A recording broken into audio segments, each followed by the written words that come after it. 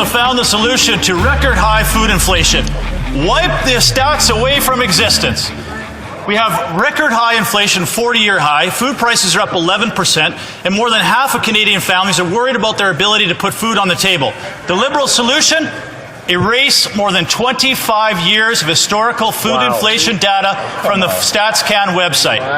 So for a Liberal government that pretends to make decisions based on science and data, the Liberal government has erased 25 years of vital inflation information from the website. Why?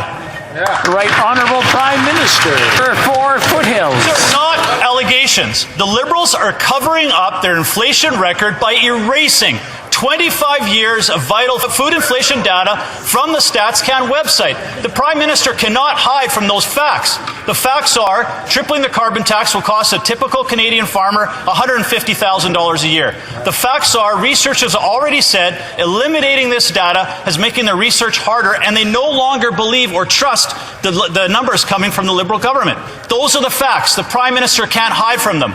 Why is he trying to cover up his inflation record by eliminating data from the StatsCan website? The Right Honourable Prime Minister. You wrote in April that the government was deleting its food inflation database, maybe as many as 25 years of food data.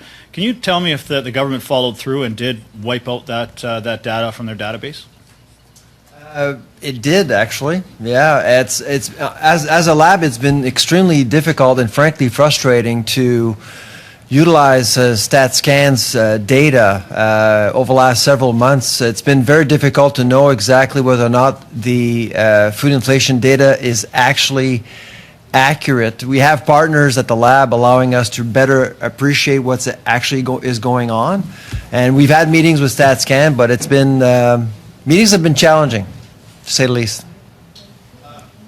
Could they not have maintained that database somehow? You know, what was the reason given? Was this a political decision? You know, obviously, we have record inflation. It just seems with today's technology that's an odd decision to make, to wipe out 25 years worth of food inflation prices, which for you, certainly as a researcher, it would be critical information to have available.